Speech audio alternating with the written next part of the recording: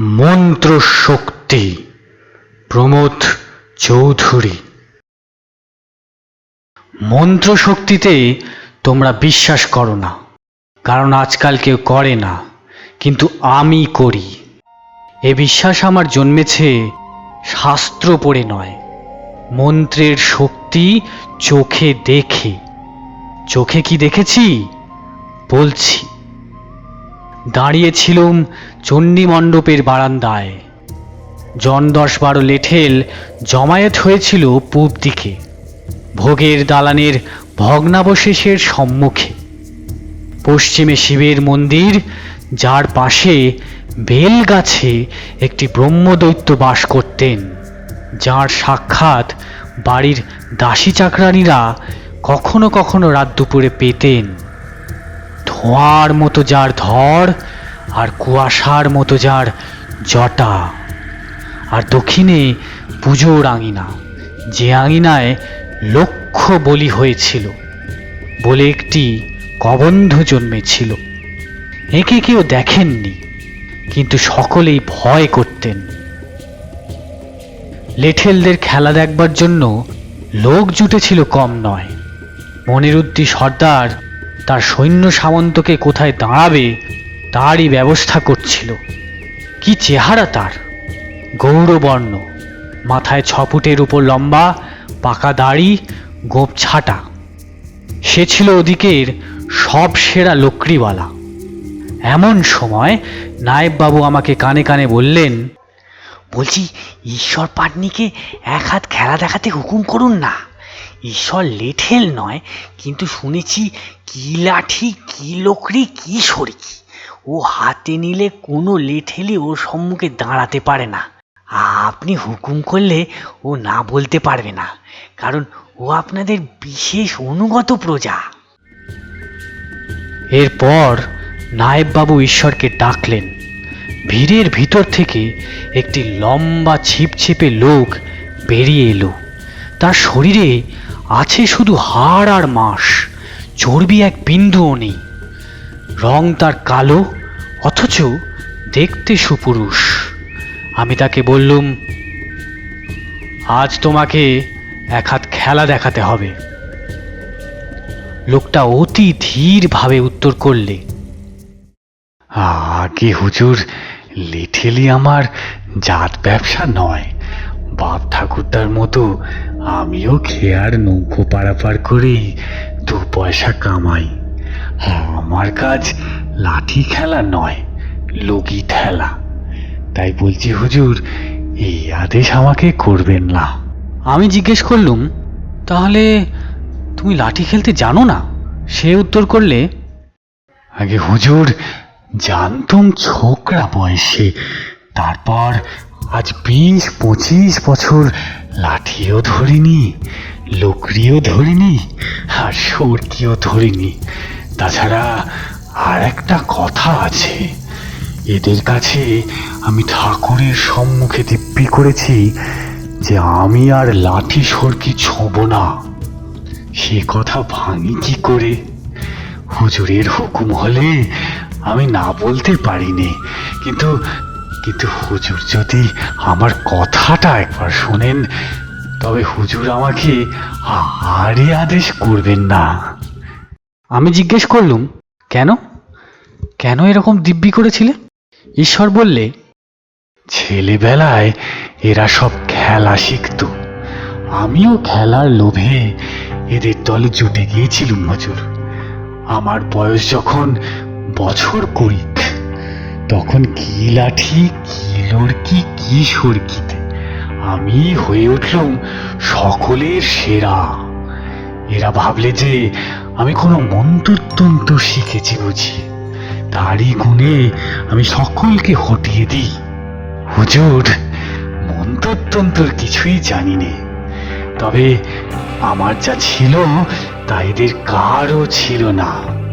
সে জিনিস হচ্ছে চোখ। আমি অন্যের চোখের ঘোরাফেরা দেখেই বুঝতুম যে তার হাতের লাঠি সরকির মার কোন দিক থেকে আসবে, কিন্তু আমার চোখ দেখে এরা কিছুই বুঝতে পারত না, আর শুধুই মার খেত। শেষটা এরা সকলে মিলে যুক্তি করলে যে আমাকে কালীবাড়ি নিয়ে গিয়ে হাড় কাটে ফেলে বলি দেবে।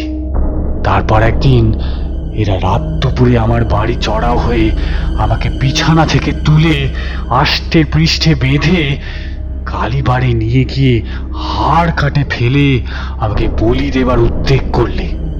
খাঁড়া ছিল ওই গুলিখোর মিছু সর্দারের হাতে। আমি প্রাণ ভয়ে অনেক কান্নাকাটি করবার পর এরা বললে,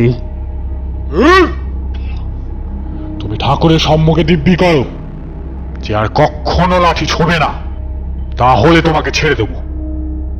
হুজুর, নিজের প্রাণ বাঁচাবার জন্যেই এই দিব্যি করেছি, আর তারপর থেকে একদিনও লাঠি সরকি ছুঁইনি।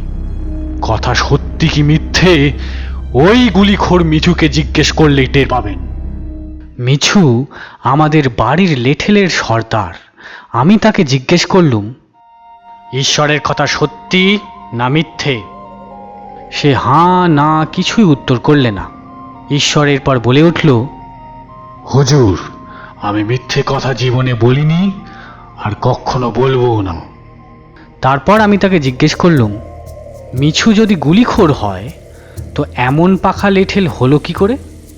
ঈশ্বর বললে, হুজুর, নেশায় শরীরের শক্তি যায়, কিন্তু গুরুর কাছে শেখা বিদ্যে সে তো যায় না। বিদ্যে হচ্ছে আসল শক্তি। সেদিন দেখলেন না ঠাকুরদাস কামার অত বড় মোষ্টার মাথা এক কোপে বেমালুম কাটলে, আর ঠাকুরদাস দিনে দুপুরে গুলি খায়। আমি নেশা করি নে বটে, কিন্তু বয়সে আমার শরীরের জোর এখন কমে এসেছে, যেমন সকলেরই হয়। যদি এরা অনুমতি দেয় তাহলে দেখতে পাবেন যে বুড়ো হাড়েও বিদ্যে সমান আছে। এরপর আমি লেঠেলদের জিজ্ঞেস করলুম তারা ঈশ্বরকে খেলবার অনুমতি দেবে কিনা। তারা পরস্পর পরামর্শ করে বললে, আমরা ওকে হুজুরের কথায় আজকের দিনের মতো অনুমতি দিচ্ছি, দেখা যাক ও কি ছেলে খেলা করে।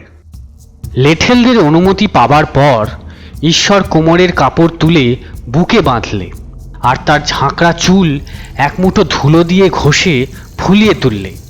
তারপর মাটিতে জোড়াসন হয়ে বসে 5 মিনিট ধরে বিড়বিড় করে কি বকতে লাগলো। অমনি লেঠেলরা সব চিৎকার করে উঠল, দেখেছেন দেখেছেন, বেটা মন্ত্র লড়াচ্ছে আমাদের নজরবন্দি করবার জন্যে। ঈশ্বর এসব চেঁচামেচিতে কর্ণপাতও করলে না। তারপর যখন সে উঠে দাঁড়ালে তখন দেখি সে আলাদা মানুষ। তার চোখে আগুন জ্বলছে, আর শরীরটে হয়েছে ইস্পাতের মতো। ঈশ্বর বললে, প্রথম এক হাত লোকরি নিয়েই ছেলে খেলা করা যাক। এদের ভিতর কে বাপের বেটা আছে, লোকরি ধরুক। মনিরুদ্দি সর্দার বললে, আমার ছেলে কামালের সঙ্গে এই এক হাত খেলে তাকে যদি হারাতে পারো, তাহলে আমি তোমাকে লোকরি খেলা কাকে বলে তা দেখাবো। তারপরে একটি বছর কুড়িকের ছোকরা এগিয়ে এলো। সে তার বাপের মতোই সুপুরুষ, গৌরবর্ণ ও দীর্ঘাকৃতি। বাঁ হাতে তার ছোট্ট একটি বেতের ঢাল, আর ডান হাতে পাকা বাঁশের লাল টুকটুকে একখানি লোকড়ি। খেলা শুরু হলো। 1 মিনিটের মধ্যেই দেখি কামালের লোকড়ি ঈশ্বরের বাঁ হাতে, আর কামাল নিরস্ত্র হয়ে বোকার মতো দাঁড়িয়ে আছে। তখন ঈশ্বর বললে, যে লোকরি হাতে ধরে রাখতে পারে না সে আবার খেলবে কি? এ কথা শুনে মনিরুদ্দি রেগে আগুন হয়ে লোকড়ি হাতে এগিয়ে এলো। ঈশ্বর বললে, তোমার হাতের লোকরি কেড়ে নেব না, কিন্তু তোমার গায়ে আমার লোকরির দাগ বসিয়ে দেব। এরপরে 5 মিনিট ধরে দুজনের লোকড়ি বিদ্যুৎ বেগে চলাফেরা করতে লাগলো। শেষটায় মনিরুদ্দির লোকড়ি উড়ে শিবের মন্দিরের গায়ে গিয়ে পড়ল, আর দেখি মনিরুদ্দির সর্বাঙ্গে লাল লাল দাগ, যেন কেউ সিঁদুর দিয়ে তার গায়ের ডোরা কেটে দিয়েছে। মনিরুদ্দি মার খেয়েছে দেখে হেদাতুল্লাহ লাফিয়ে উঠে বললে, ধর বেটা সরকি। ঈশ্বর বললে, ধরছি, কিন্তু সরকি যেন আমার পেটে বসিয়ে দিও না। আমি জানি তুমি খুনি, কিন্তু এ তো কাজিয়া নয়, আপসে খেলা। আর এই কথা মনে রেখো, রক্ত যেমন আমার গায়ে আছে, তোমার গায়েও আছে। এরপর সরকি খেলা শুরু হলো। সরকির সাপের জিভের মতো ছোট ছোট ইস্পাতের ফলাগুলো অতি ধীরে ধীরে একবার এগোয় আবার পিছোয়। এ খেলা দেখতে গা কিরকম করে, কারণ সরকির ফলা তো সাপের জিভ নয়, দাঁত। সে যাই হোক, হেদাতুল্লাহ হঠাৎ বাপরে বলে চিৎকার করে উঠল। তখন তাকিয়ে দেখি তার কবজি থেকে ফিনকি দিয়ে রক্ত ছুটছে, আর তার সরকিখানি রয়েছে মাটিতে পড়ে। ঈশ্বর বললে, হুজুর, নিজের প্রাণ বাঁচাবার জন্যেই ওর কবজি জখম করেছি, নইলে নইলে ও আমার পেটের নাড়ি ভুঁড়ি বার করে দিত। আমি যদি সরকি ওর হাত থেকে খসিয়ে না দিতুম, তাহলে তা আমার পেটে ঠিক ঢুকে যেত। এই খেলার আইন কানুন ও বেটা মানে না। ও চায় হয় জখম করতে, নয় খুন করতে। হেদাতুল্লাহর রক্ত দেখে লেঠেলদের মাথায় খুন চড়ে গেল, আর সমস্বরে মার বেটাকে বলে চিৎকার করে তারা বড় বড় লাঠি নিয়ে ঈশ্বরকে আক্রমণ করলে। ঈশ্বর একখানা বড় লাঠি দুহাতে ধরে আত্মরক্ষা করতে লাগলো। তখন আমি ও নায়েববাবু দুজনে গিয়ে লেঠেলদের থামাতে চেষ্টা করতে লাগলুম। হুজুরের হুকুমে তারা সব তাদের রাগ সামলে নিলে। তাছাড়া লাঠির ঘায়ে অনেকেই কাবু হয়েছিল, কারো মাথাও ফেটে গিয়েছিল। শুধু ঈশ্বর এদের মধ্যে থেকে অক্ষত শরীরে বেরিয়ে এসে আমাকে বললে, আমি শুধু এদের মাঠ ঠেকিয়েছি হুজুর, কাউকেও এক ঘা মারিনি। ওদের গায়ে মাথায় যে দাগ দেখছেন, সেসব ওদেরই লাঠির দাগ। এলোমেলো লাঠি চালাতে গিয়ে এর লাঠি ওর মাথায় গিয়ে পড়েছে, ওর লাঠি এর মাথায়। আমি যে এদের লাঠি বৃষ্টির মধ্যে থেকে মাথা বাঁচিয়ে এসেছি, সে শুধু হুজুরের আশীর্বাদে। মিছু সর্দার বললে, হুজুর, আগেই বলেছিলুম ও বেটা জাদু জানে। এখন তো দেখলেন যে আমাদের কথা ঠিক। বলি, মন্ত্রের সঙ্গে কে লড়তে পারবে? ঈশ্বর হাত জোড় করে বললে, আগে হুজুর, আমি মন্ত্রতন্ত্র কিছুই জানিনি, তবে তবে সরকি লাঠি ধরবা মাত্র আমার আমার শরীরে কি যেন ভর করে। হ্যাঁ, শক্তি আমার কিছুই নেই, বিশ্বাস করেন, শক্তি আমার কিছুই নেই। যিনি আমার উপর ভর করেন, সব শক্তি তাঁরই। আমি বুঝলুম লেঠেলদের কথা ঠিক। ঈশ্বরের গায়ে যিনি ভর করেন, তাঁরই নাম মন্ত্র শক্তি, অর্থাৎ দেবতা। শুধু লাঠি খেলা নয়, পৃথিবীর সব খেলাতেই, যথা সাহিত্যের খেলাতে, পলিটিক্সের খেলাতে তিনিই দিগ্বিজয়ী হন, যার শরীরে ওই দৈব শক্তি ভর করে। এই শক্তি যে কি, যাদের শরীরে তা নেই তারা জানেন না, আর যাদের শরীরে আছে তারাও জানেন না। সমাপ্ত।